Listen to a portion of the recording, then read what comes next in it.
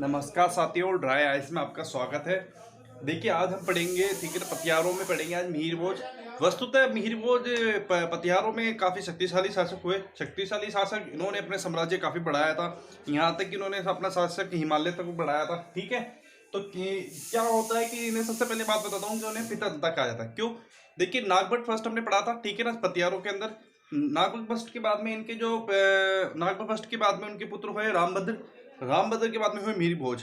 मिहिर भोज ने क्या करा, अपने पिता की हत्या करी रामभद्र जी की। ठीक है, रामभद्र जी वस्तुतः थोड़े कमजोर शासक हुए करते थे ना, साबित हुए थे वो। तो इन्होंने क्या करा, मिहिर भोज ने अपने पिता की हत्या कर दी और अपने शासन की भागदौड़ अपने हाथ में ली।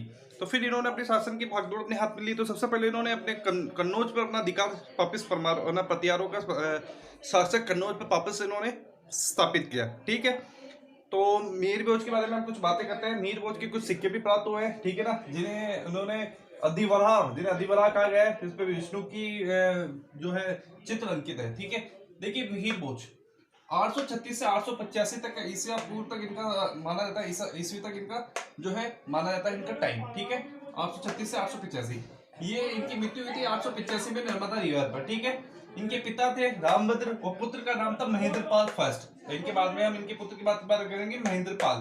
ठीक है, और इनका साम्राज्य कहा जाता था ऊपर में उत्तर में सतलज नदी तक और नीचे अपने नर्मदा नदी तक दक्षिण में, और यहाँ बंगाल तक इनका शासन था। और यहाँ राजस्थान में तो था ही, ठीक है ना, ये राजस्थान के तो खुद थे ही। कन्नौज पे इन्होंने अपनी राजधानी बनाई थी। भोज ने कन्नौज पर पतियार का आधिपत्य पुनः स्थापित किया। आप जानते हो बार बार में कन्नौज के लिए पतियार बार बार में कन्नौज पे अधिकार करने के लिए रहता है, क्योंकि कन्नौज एक तरह से इनकी राजधानी थी, शक्ति का केंद्र था उस समय। अरबों को सिंध पर रोक लगाई इन्होंने, और सबसे पहले इन्होंने अरबों पर रोक लगाई। कश्मीर के राजा शंकर वर्मा, भड़ोच के राष्ट्रकूट राजा ध्रुव तथा बंगाल के पाल राजाओं से इन्होंने कई युद्ध किए। ठीक है ना, यहाँ लिखिएगा कई युद्ध किए। अरब यात्री सुलेमान, देखिए अरब यात्री उस समय भी आया था, नागपुर सेकंड के समय जब जालोर की पढ़ाया था मैंने। ठीक है ना, तो अब ये देखिए अरब यात्री सुलेमान, ये बोले थे अरब यात्री सुलेमान किसके समय आया था, मिहिर भोज के टाइम में। भोज फर्स्ट भी कहते हैं इन्हें।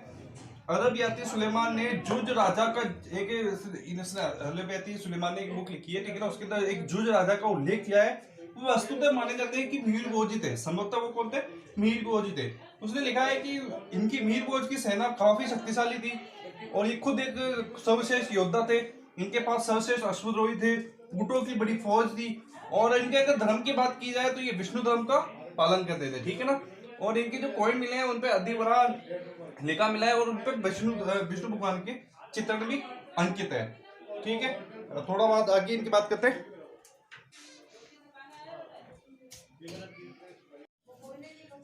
देखिए मैंने बताया था मिहिर भोज के बारे में। मिहिर भोज को कुछ कविराज भी कहते थे, ठीक है ना, तो इन्होंने कुछ रचनाएं की थी, जैसे सम्रांगण, सुतधार, सरस्वती, कंठाभरण, बहुत इंपॉर्टेंट है, श्रृंगार मंजरी, ये जो है मिहिर भोज ने लिखी थी। फिर मिहिर भोज के 50 साल के लगभग 50 साल के शासन करने के बाद में मिहिर भोज ने क्या करा, अपने साम्राज्य का परित्याग कर दिया। ठीक है, और मैंने बताया था कि वो 85 में उनकी मौत हुई थी। ठीक है, फिर 885 के बाद में उनका जो पुत्र है उसने अपना संभाला, ठीक है ना, राजगद्दी संभाली। 1885 से 910 तक वो रहे। मगध तथा उत्तरी बंगाल तक उनका राज्य उन्होंने अपना स्थापित किया। महेंद्रपाल, देखिए महेंद्रपाल ने क्या करा, जो हमारा राजशेखर, बहुत इंपोर्टेंट कवि है ये, दरबारी कवि है, ठीक है ना।